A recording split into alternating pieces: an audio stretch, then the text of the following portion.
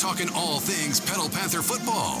This is the Petal Panther Preview Show from El Mariachi Loco in Petal, Mississippi on SuperTalk Hattiesburg 97.3. Now, here's your host, the voice of the Petal Panthers, Mark Easley.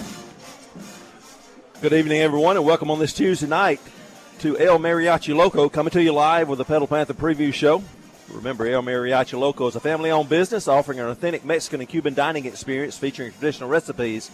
Be sure and come and visit them on Central Avenue here in Petal and let them know how much you appreciate their support of Petal Athletics throughout the year. Matter of fact, just saw the owner come back to us and speak for a few minutes just a moment ago. It's always nice to have the ownership pleased with what's going on, and their sponsorship means a lot to all the athletic programs at Petal, especially football season during the fall. Another good night for the Panthers on the road this past Friday night as they traveled to Rankin County, taking on the Brandon Bulldogs. Came out with a 27-21 hard-fought win to improve to 6-2 overall, and more importantly, a 2-0 in Region 3 play. That gave Brandon their first region loss. They fall to 3-4. Which is sort of an anomaly right there, but 1-1 in the region. So the Panthers sit in first place by themselves right now, still with 3 big games left in the region, though. We're going to talk a little bit about this game with head coach Marcus Boyles, recap this one, and then come back later on in the program and preview this week's opponent, the Pearl Pirates, in another region battle. But the Panthers didn't take long to get things going and get the visiting crowd on their feet. An opening kickoff return of 91 yards by Malcolm Fornerette. And the point after gave the Panthers a quick 7-0 lead, 13 seconds into the ball game. And then toward the end of the first quarter, 49 seconds left to be exact, a 13-yard touchdown pass from Malcolm Fornerette. From our player guest tonight, Caden Belton, he'll be joining us in the second half of the program as well. And what a catch Malcolm made on that well-thrown ball, and the 14-0 score stood after the first quarter. But Brandon, at the 7:38 mark of the second quarter, had scored on a 12-yard pass, and the point after cut the Panther lead in half to 14-7. And then an unlucky pass that was tipped at the line of scrimmage, and a pick six resulted for Brandon. They tied it up at 14 at the 6:16 mark. But the Panthers scored a big go-ahead touchdown with 2:46 to go in the second quarter on a 3-yard run by Caden Belton. The point after gave the Panthers a 21-14 halftime lead. They extended that lead at the 6:53 mark of the fourth quarter because the third quarter is nothing but defensive struggles or defensive battle for both teams, offensive struggles. No scoring in that third quarter. At the 6:53 mark, a 24-yard field goal by Sam Haydell gave the Panthers a 10-point lead, 24-14. But 53 seconds later, 6 minutes on the clock, a 69-yard pass to Tyson Robinson, and the point after was good, and it was back to a 3-point game, 24-21. But the Panther defense stood tall and got the ball back, and with 2:10 to go, Petal kicked a 26-yard field goal that extended the lead to 27-21, and then the Petal defense closed the deal then and held on for the win, and a big win it was. And Coach Boyles, it's been a while since we've gone to Brandon and played that well. But anytime you're playing a quality team like that and you come out with a win, you know you've played well, and our guys went up there and performed really, really good. Yeah, I agree with you, Mark. I thought our kids came out of the dressing room ready to play. I thought we played hard for 48 minutes. I thought, again, the kickoff return kind of set the tone for us. Offensively, Brandon probably has the best defense, or them and Oak Grove, the best two defenses we've probably seen. And to be able to score 27 points against them was big, and I thought our kids just executed well offensively and defensively. When we talked about this game previewing it back in a pregame interview, you said we needed some big plays through the air especially, but also chunk plays. And I was looking at those. We had 6 chunk plays. One of them obviously on the special teams return on the opening kickoff. Had 3 pass plays, 39, 41, and 20 yards, 2 rushing chunk plays of 16 and 10. And when you're going against that defense, those rushing yards are hard to come by. We rushed for only 76 yards on 34 carries, 2.2 yards per rush. And you say, well, that's not very good, and it's not. You're going against good defense, but let's look at what Petal's defense did.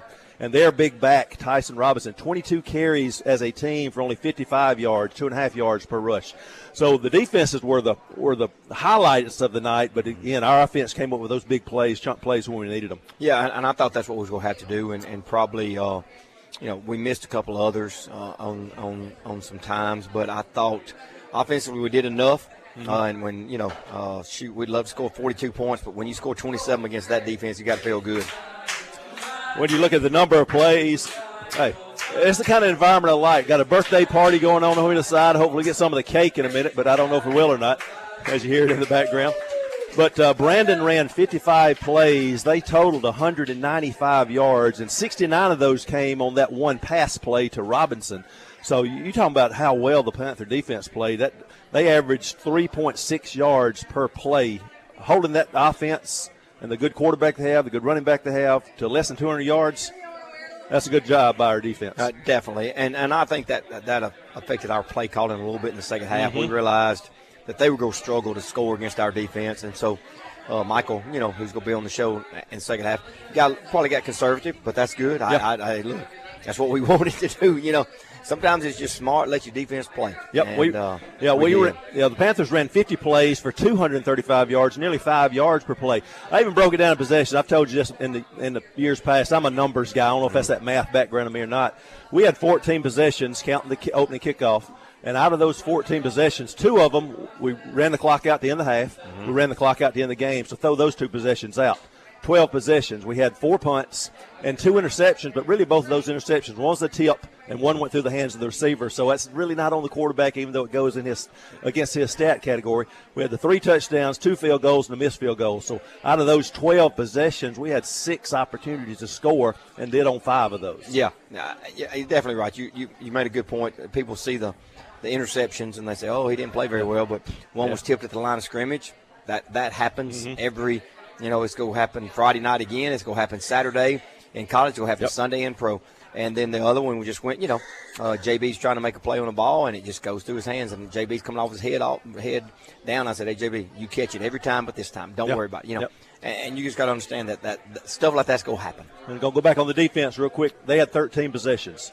One of them was a pick-6 touchdown. They had 3 touchdowns, but one of them was a defensive score. They punted 7 times. We had 4 3-and-outs that we forced. They threw an interception, and they turned it over twice on downs. Again, looking at those numbers, our defense was better than Brandon's, and Brandon's really good. But both sides of the ball, special teams, all 3 phases of the game, we played well. Yeah, I thought so. I think you're exactly right. We played well in all 3 phases, and that's what it's take. Our defense and their defense, I thought our defense was a little bit better, but their defense was really good. Offensively, you can say whatever, but I think the kicking game to me was a little bit of the difference. We had a couple of really good punt returns, and obviously the kickoff return was huge. Oh, it was nice to have Gunnar Gillentine back. He'd been out a couple of games with a leg injury, but he had a 61-yarder, a 50-yarder, 40, 36 was one to pin him back, so he was back to his normal self in the punting game. Malcolm Fournette talked about his kickoff return and the touchdown catch. To me, I don't know how he held on to that pass because it was a dart from 13 yards, I think it was, but he just snagged it, and that was a big-time play right there. Yeah, it was good to get Malcolm going. He is a very talented football player for us, and he's been trying to play both sides, and I think that's affected him some. He's finally played his way into shape, and he's getting comfortable on both sides of the ball and had opportunity to make some plays, and it was good for him to make plays because he is a big-time. With him and get Trey Barnes back on the other side, those two, now you can't double cover. We can create some problems for people. Yeah, we talked about that. Chuck Robertson and I talked about that. If you have both of those guys healthy and you can spread them out, that defense and other teams got some choices to make. Yep. Malcolm had 5 catches, 117 yards, that one receiving touchdown, but again, the big return on the opening kickoff. So he had a big part in the scoring the other night. And our guest later on in the program, Caden Belton, he was 11 of 16 for 159 yards. And he faced some pressure, but we've seen him progress throughout the season and how he's matured. And it's something I'm going to ask him when we get back on the second half of the program. The adjustment for him coming from a 2A to a 7A, that's a big step, but he's handled it well, and he's really progressed throughout the season. He has, and I think that's part of it, coming from a smaller program to here. But I think the biggest thing is being a sophomore. I don't care if he had been playing at Petal. Being a sophomore and playing quarterback is a different.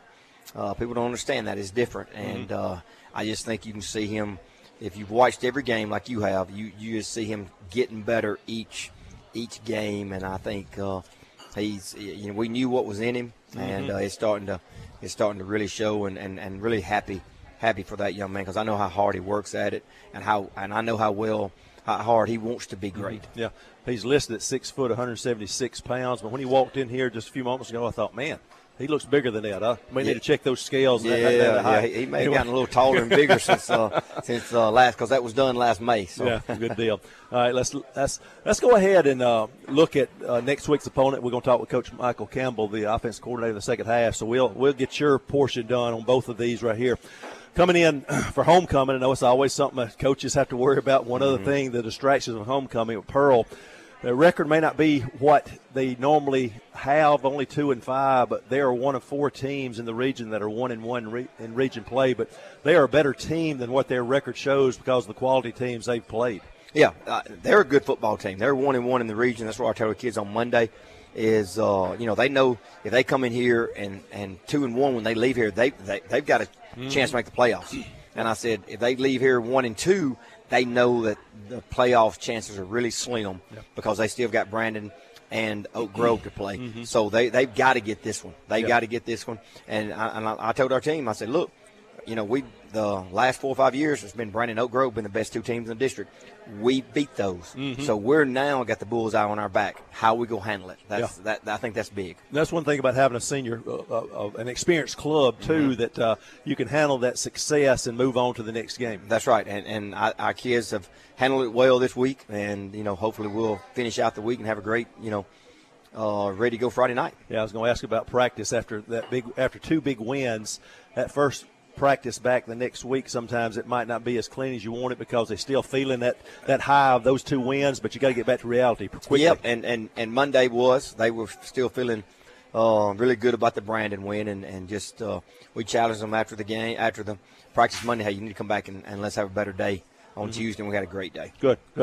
Pearl has a quarterback that missed really all of last year with an ACL, but he's a good one, a senior, Jack Durr. He can throw it all over the place, and they're just having trouble scoring points right now. They average just under 19 a game and give it up just under 26 a game. So they're in desperation mode, and a team that's playing desperate, a must-win thing, sometimes they can be dangerous when you have a good quarterback like that. Yeah, and he's good. Jack started as a 9th grader and 10th grader and then tore his ACL in the summer before his junior year and missed all of that, but he's back. He's a good athlete. Now, he doesn't run it like he used to because, tore his ACL, but he is a good athlete, and he can throw the ball.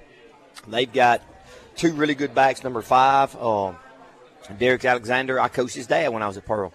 So you're aging yourself now, Coach. Yeah, I know it. I coached his dad, and he is a lot bigger than his dad. He's about 225 pounds. His dad was about 165. So wow. He is but he is a load, and they've got some weapons on offense now. They really do.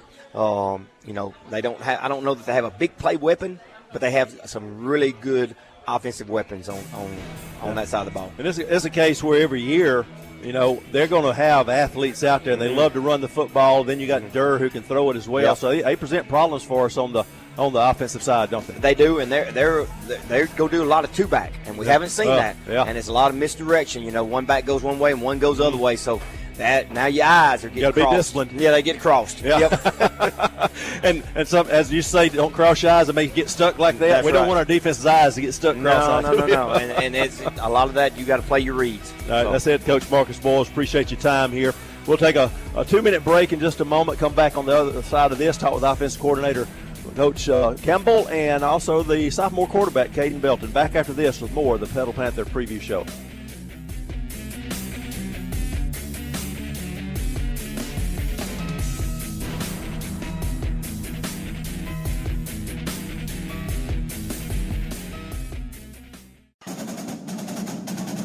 Back to the Petal Panther Preview Show from El Mariachi Loco in Petal, Mississippi on SuperTalk Hattiesburg 97.3. Welcome back to the Petal Panther Preview Show, coming to you live from El Mariachi Loco. They did celebrate the birthday next door to us, and they didn't bring us any cake. I tell you what, they sang happy birthday and everything, but we didn't get any whipped cream on our face. We'll be Mark Easley being joined now by Caden Belton, the sophomore quarterback for the Panthers. And thanks for joining us tonight, Caden. And it's the case where we'll just let our listeners get to know you a little bit better. We'll talk some football, but we'll also get into some personal things about other things you like to do besides football. Thanks for coming tonight. Yes, sir. All right, sophomore quarterback stepping in at Petal. I asked Coach Boyles this. I told him I was going to ask you this as well. It doesn't matter if you're playing at 1A, 2A, 5, 6, 7A as a sophomore quarterback. that's got to be sort of a challenge, but what kind of adjustment period did you have coming from a 2A school to a 7A school to be a starting quarterback as a 10th grader? I mean, it really don't change the games. 2A, 1A, it don't matter. It don't change the game at all. If you can play ball, you can play ball. There you go. Hey, that's a pretty good attitude right there. I like that. If you're a baller, it don't matter what level you play on. That's true. Yeah, and I've also been impressed with how you have progressed throughout the season. You know, the first play I saw you – one of the first plays I saw you take was in the Jamboree up at Jones, where I still have an office down there in that field house. So I said, I'm just going to walk out here and watch all this. And one of the first things, when you tried to force, instead of running, forcing through that interception. You remember on the yes, that was early in the scrimmage, wasn't it? In the Jamboree. First play. I wasn't going to, I was trying to give him a little lean. See there, Coach? That's like an offense coordinator. But anyway, just as you have progressed throughout the season from game to game, you can just see, has the game slowed down for you a little bit? Yes, sir. It started off fast, real fast. You know, 7A ball, 1A ball and 7A ball, its speed is different. Mm-hmm. So it started off fast, but like as the season progressed, it slowed down, and I got the hang of it. Yep. You know, even as you know, believe it or not, I used to coach tennis at Jones. Hard to believe. But anyway, that was one of the things I used to tell the players. Hey, slow it down in your mind. Don't rush things. You want to slow the game down in your mind. You still want to execute those things, but if you can slow it down in your mind, then your thought process and how you read things and how you progress through how you go through your progressions, that's got to be beneficial to you when it's slower in your mind that yes, you see more things, don't you? Yes, sir. How do you come back from adversity like the other night? A tip ball off the line, pick six, that tied the ball game up. Because if he doesn't tip that ball, I still think Drew Moody may score, because he had that inside position, and it's going to be a foot race. But if he doesn't tip it, that's going to be a completion. That's going to be a foot race. How do you come back from adversity like that? You had the 2 interceptions that really weren't your fault, but it goes on your stats. But a tip ball pick six through the hands, off the hands of the receiver interception. How do you come back from adversity in a game like that? It's like your receivers do that. If receivers tip the ball, he has to drop the ball, you lift him up, tell him it's all right, get it next play. The pick six, you know, if I would have got down, the whole team would have got down, and the game wouldn't be in the game it would have been. So you just keep your head up and you go down next drive and go score the ball. Sort of like a reliever in baseball. You got to have a short memory, don't you, as a quarterback?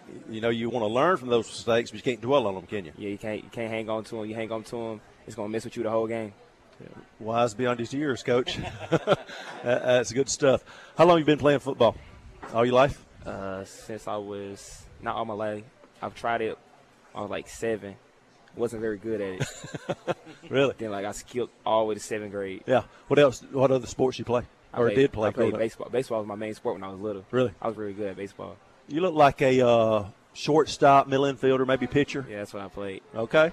Yeah. See, I'm a talent scout, too. I can recognize those things now. So anything? What other interests do you have besides football? When you want to get away from football, what do you do? I go fishing, play the game. That's really about it. Or go work out with the guys, or go on the field, throw the ball with them, get the camera seat down, stuff like that. A lot of the other players come in, so they like to fish too. Bass fish? Yeah, I bass fish. It's fun. What's the biggest fish you caught?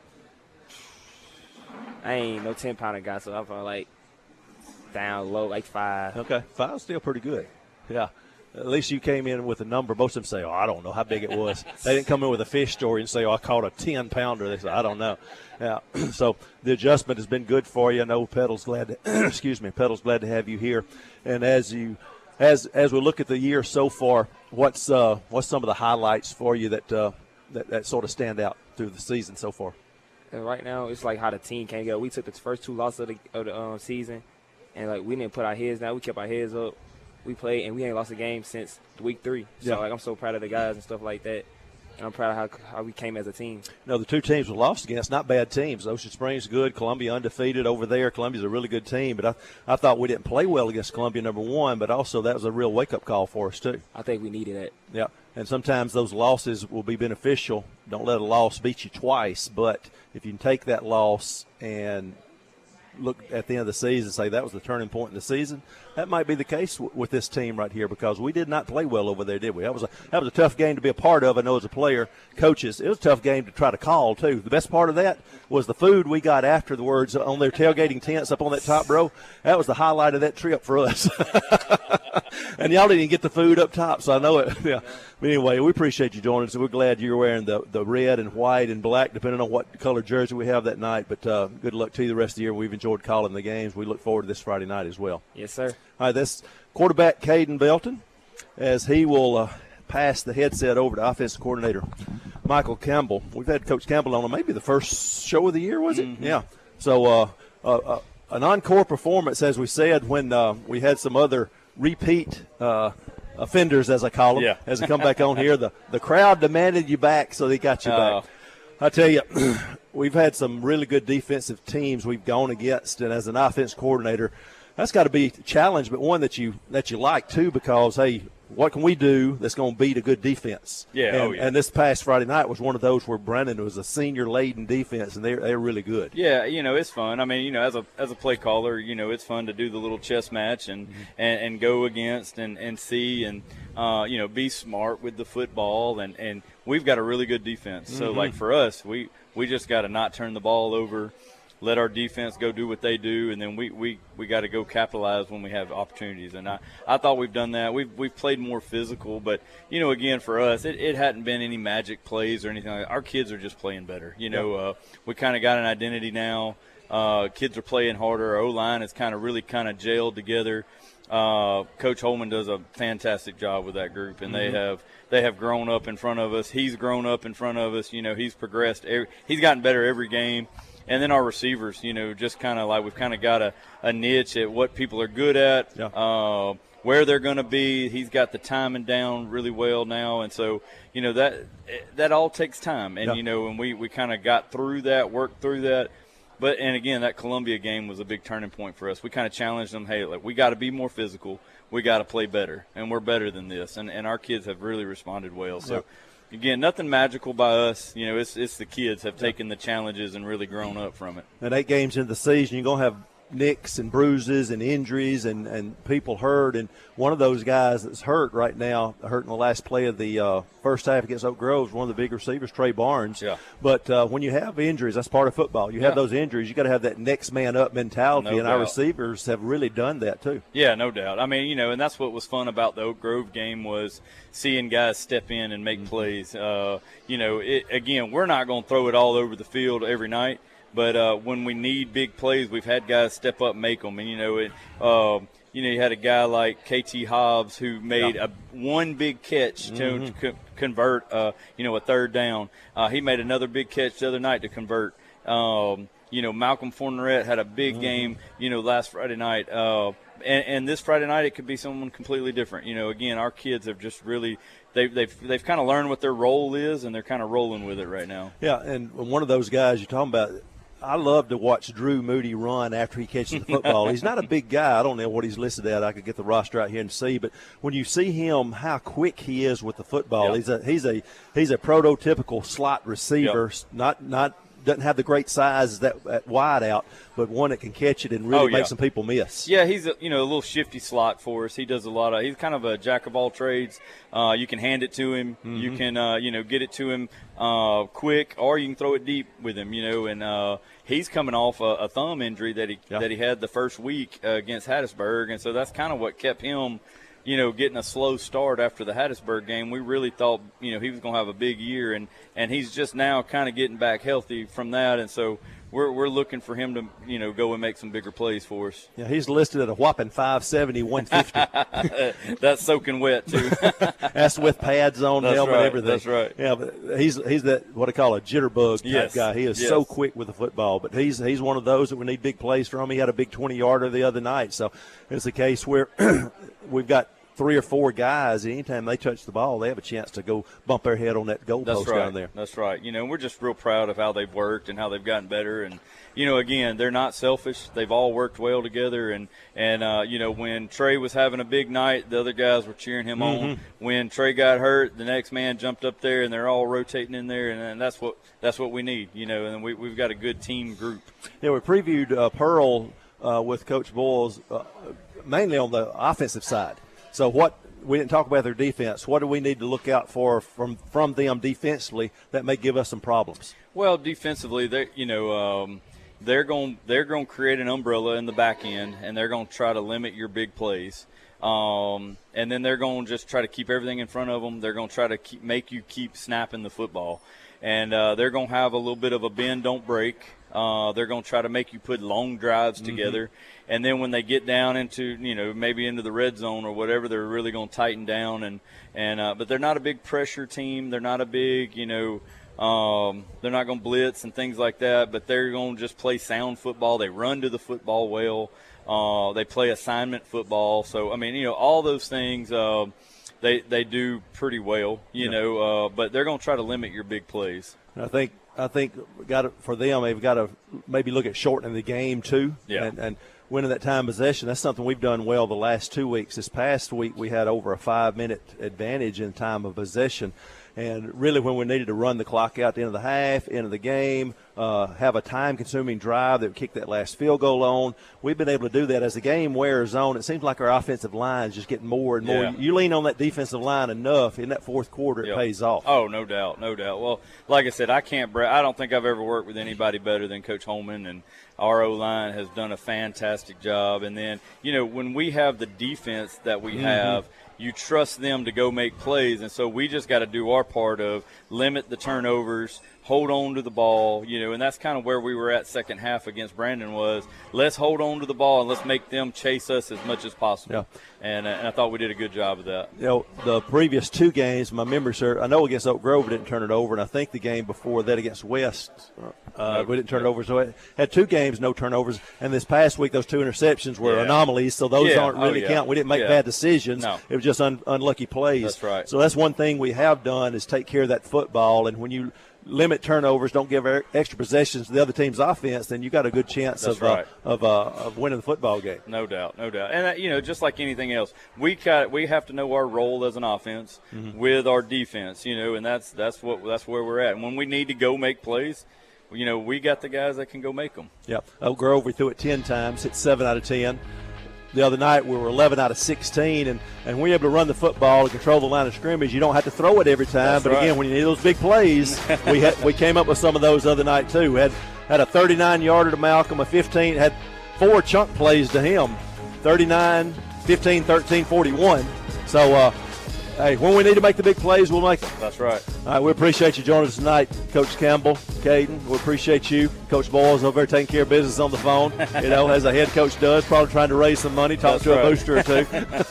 But we appreciate you all joining us as well from this El Mariachi Loco for this Petal Panther Preview Show on this Tuesday night. We'll hope to see you in the stadium Friday night. Homecoming for the Panthers. Kickoff 7 o'clock. Our airtime will be at 6:30.